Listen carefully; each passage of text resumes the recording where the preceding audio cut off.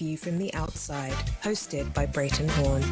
A View from the Outside takes a look at key issues affecting St. Vincent and the Grenadines and gives a global perspective on how these issues are viewed. Host Brereton Horne will examine a variety of topics to enlighten, stimulate debate, and explore solutions. Hear the facts, hear the real-life stories, hear A View from the Outside.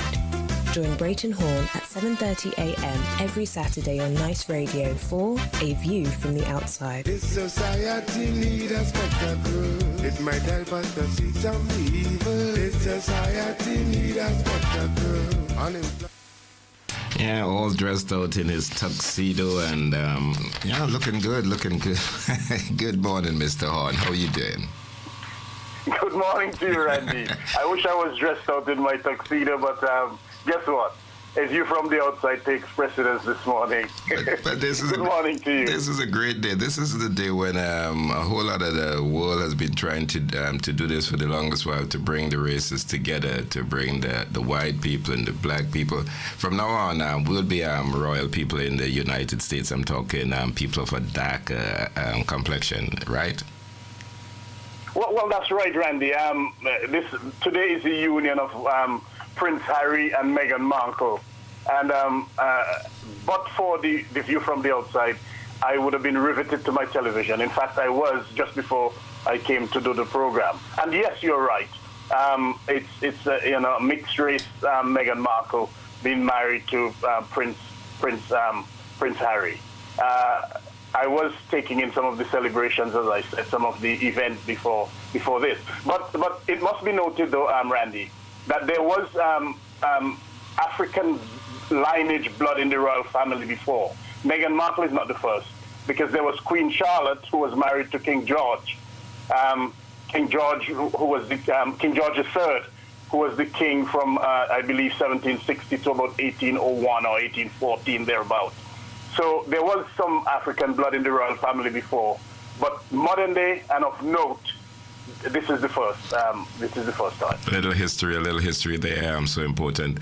And I understand about 600 guests, people like Oprah Winfrey, George and Amal Clooney, David and Victoria Beckham, some of the big names. Oh yes, they're all there. Serena Williams as well with her husband. They're all there, and it's good to see that they're all part of the ceremony. What struck me most as well, apart from anything else, is the Reverend or the Pastor Michael Curry, the black pastor from America, who was delivering a powerful message on love, what love is, what Martin Luther King Jr. said about love. And I understand that his invitation to the wedding came about as a result of Meghan Markle. So it was really good to see that black people are really involved in the ceremony. Excellent. Got to wish the Duke of Sussex and the Duchess of Sussex all that's best. Let's hope that everything works out fine today.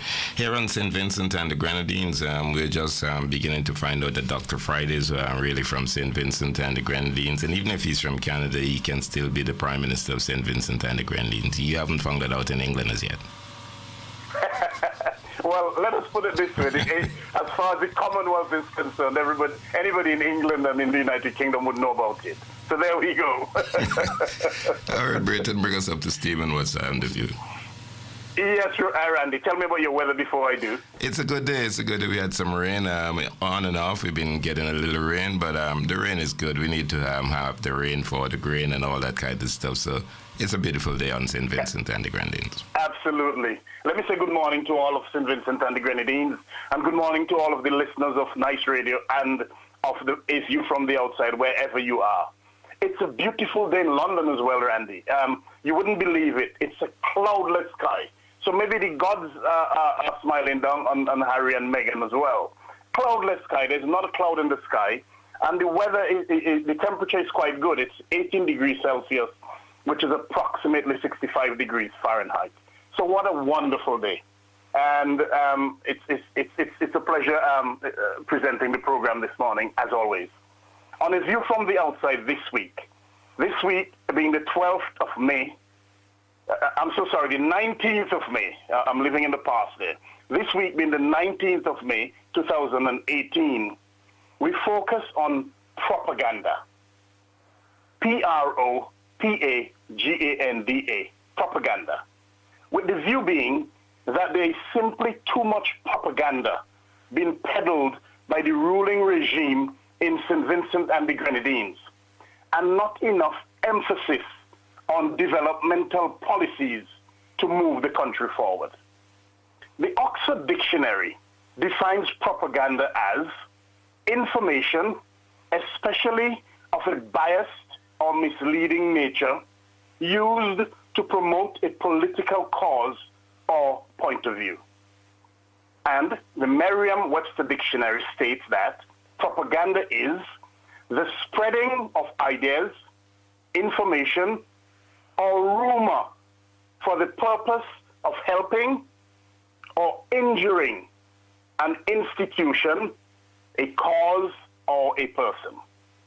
And further, the Collins Dictionary says that propaganda is information, often inaccurate, which a political organization publishes or broadcasts in order to influence people. The central thread flowing through those definitions is that there is information, albeit inaccurate in some cases, perhaps in most cases, which is disseminated or put out or spread by various means to try to influence people. In today's St. Vincent and the Grenadines, one simply has to listen to the various radio stations which broadcast from the country on a daily basis, or trawl through social media, and it will become clear of the kind of propaganda which is peddled. It will become clear that there is every effort made to deceive the population by putting out information or ideas which is false. It will become clear that the objective to spread such information is to influence the population to accept that false information. It will become clear that the perpetrators seek acceptance of the false information in order to try to lengthen their stay in power. It will become clear that their efforts are made with the sole aim of protecting their empire. Yes, it will become clear that they are bent on protecting what they have amassed over the years. The great political leader and black nationalist, Marcus Mosiah Garvey, said, among some of the organized methods used to control the world is the thing called propaganda. He continues, propaganda has done more to defeat the good intentions of races and nations than even open warfare.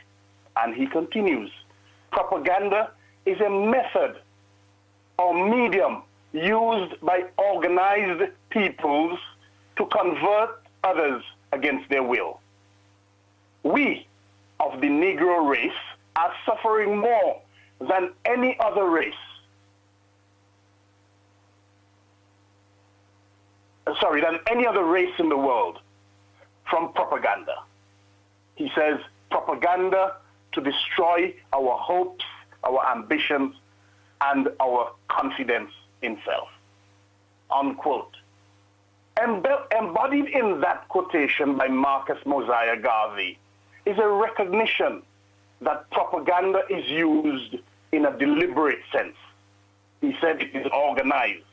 There's a recognition by Marcus Garvey that propaganda is used to try to defeat good intentions and to try to defeat good men and women. There's a recognition of how dangerous propaganda can be. He said it's even more dangerous than open warfare. It is used to destroy hopes. It is used to destroy ambitions. And it is used to destroy confidence in self. Embedded in that quotation is the recognition that propaganda is used to convince people against their will. And also embedded in that quotation by Marcus Mogaya Garvey, there's a caution to be aware of the efforts made to control and to destroy. There's a cautionary note to be aware that an entire race, an entire nation can be destroyed with propaganda. It is important to note that Marcus Mogaya Garvey lived from 1847 to 1940, and that at the time when he recognized how dangerous propaganda can be, the speed at which information was spread was nowhere near as fast as it is today. And there wasn't the prevalence of the various media by which information can be spread.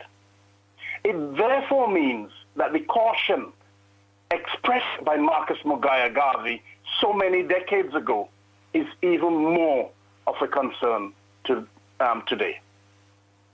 Vincentians, we, on A View from the Outside, therefore ask you to snap out of any slumber and recognize the various bits of propaganda which are used today to try to blow your mind. Think about the efforts that they make to try to convince you that they are right and that everyone else is wrong, you included. Think about how think about how a debate which was meant to be a vote of no confidence has been insincerely turned into a vote of confidence. Think about how the efforts made to destroy good men and women. Think about how people are vilified on a daily basis using the state's resources. Think about the spreading of propaganda, which undermines the very process which they are meant to protect. Think about how they spent a night in hospital to try to convince you that the hospital is not in a bad state or poor state that it is in. That is propaganda. Think about the huge boast of education revolution, yet school dropout is high, unemployment especially amongst youth is growing out of control. That is propaganda. Think about the promise that they made to give huge rises in pay. Yet, after almost 2 decades, nothing near that promise has materialized. That is propaganda. Think about the promise to revive the banana industry. Yet, lands lay idle. Farmers have lost the will, and the entire agricultural industry is in total ruins. That is propaganda. Think about the promise of integrity legislation within 90 days. Yet almost 20 years later, there is no integrity legislation in sight. That is propaganda. Think about how they have denied you your request for accountability and the lengths to which they go to try to convince you that they are providing accountability when you know that they are not. That is propaganda. Think about how you're made to think that nothing works without Papa and that you cannot exist without Papa, when you know that you lived happily with integrity, freedom, and independence before the clutches of Papa. That is propaganda. Think about how you're told that protests by Vincentians around the world put St. Vincent and the Grenadines in a bad light, when you know that the truth of the protest is to highlight the atrocities taking place in the country and to say to the world that enough is enough. That is propaganda. Think about how you were told that the Argyle International Airport would give local residents the opportunity to set up small businesses, when in reality, the businesses are principally owned by a family or two, and they are not local. That is propaganda. Think about how the machinery goes into motion to try to discredit official figures from reputable organizations. Think about how you were told that Interpol made a mistake with regards to human trafficking in St. Vincent and the Grenadines. That is propaganda. Look out for the dishonesty.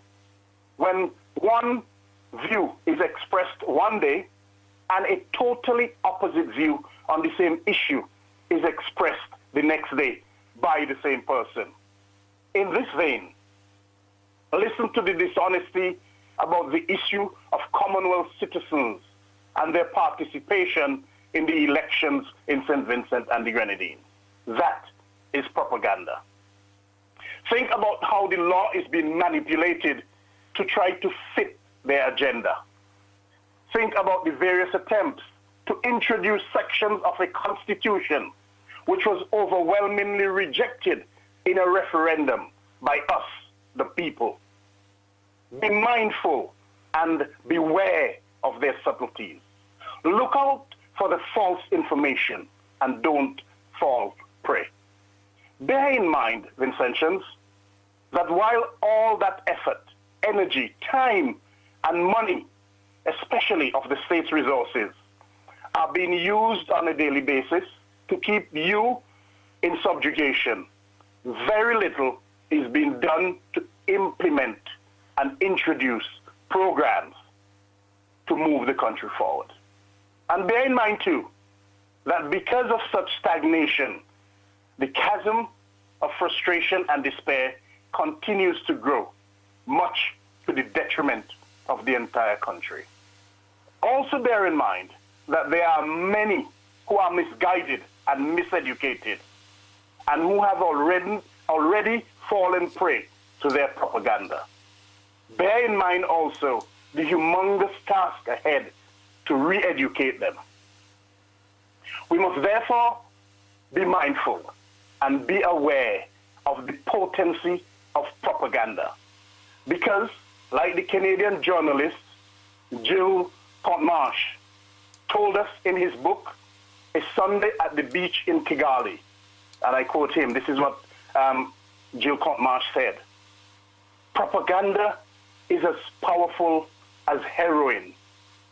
It surreptitiously dissolves all capacity to think, unquote. Vincentians, for our own sake, and for the sake of the future of our blessed and beloved country, let us all think. Until next week, Randy and all the listeners, this is Brereton Horne with a view from the outside. And a reminder to you to send your feedback, as usual, to the email address aviewfromtheoutside@hotmail.com. That's aviewfromtheoutside@hotmail.com. Randy, have a very pleasant Saturday, you and all. Have a wonderful Sunday, and have a week ahead when you and others and all are mindful of the propaganda which is being spread. All the best to you as I go back to enjoy the royal wedding. I'll try to be like Margaret London this week and be a good wicket keeper and be able to catch them with their pants down. Thank you, Brereton. Margaret did a wonderful job, I must say. Yes, all the best. Thank you. All the best, Randy. Tune into